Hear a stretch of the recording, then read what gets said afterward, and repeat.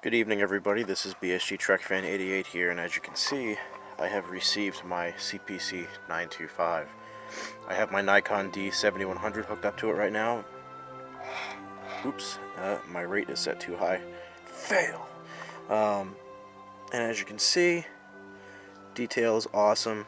This is my first night with it. I'm trying to figure out how to slow down my rate here, so hold on. Okay, that's better. I'm looking at this on my computer, on my camera screen. Hopefully it's fairly in focus. You can never get it perfect as far as I'm concerned with video. But here you go.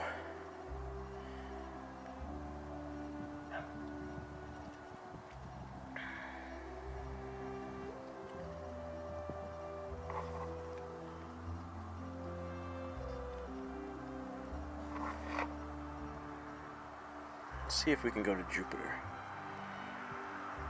which is kind of blocked by a couple of tree branches.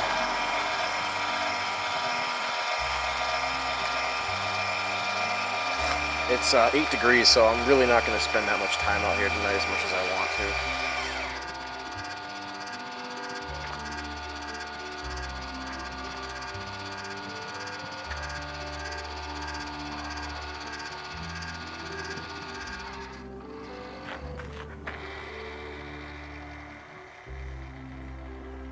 It looks like the branch is going to block it just a little bit.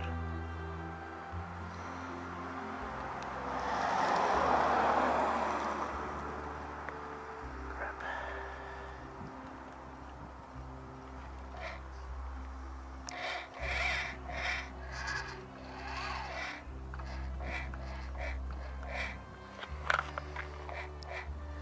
Oh, there it is. Let me try and adjust. Be right back. Well, there it is, Jupiter. This is just with the camera and the telescope, and it is kind of being blocked by branches, so this is not the clearest it could be.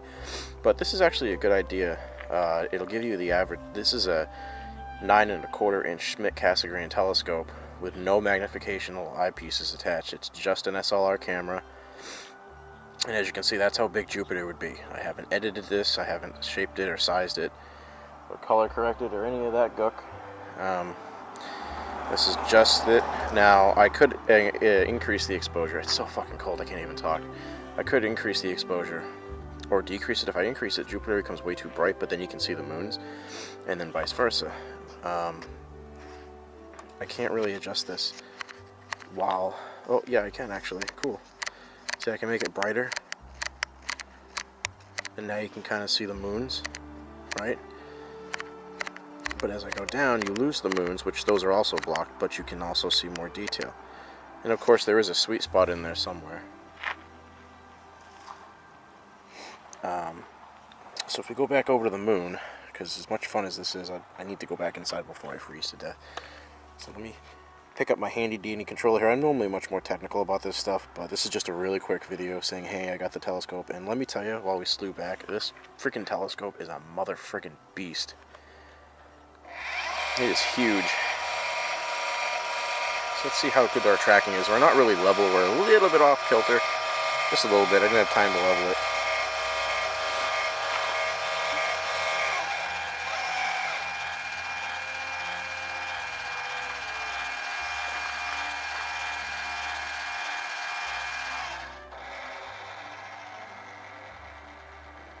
Will it go back?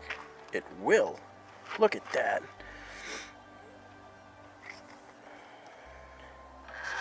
And I fuck it up. Let me slow my rate down. It's called slew speed, basically the control at which how fast the telescope moves. I can adjust it, so now it's nice and smooth. Let me see if I can focus this better. I can't really. Focus. There. And of course I can mess with the exposure like I said before.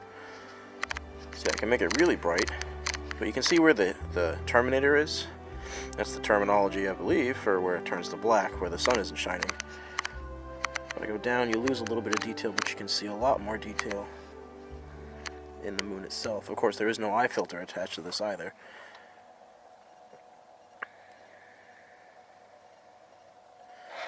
Oops.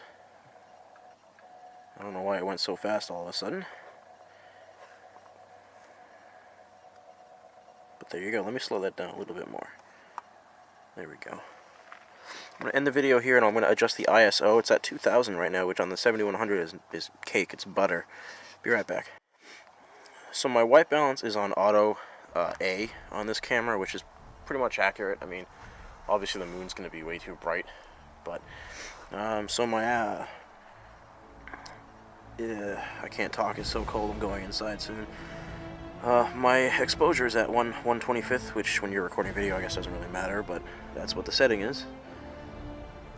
And again, this is another great test for this is how big the moon would be to a camera, specifically the D7100, without any form of magnification. I hope you guys enjoyed this quick video. A couple pictures to follow. Nothing spectacular again. This is my break-in period with the scope to get a feel for it.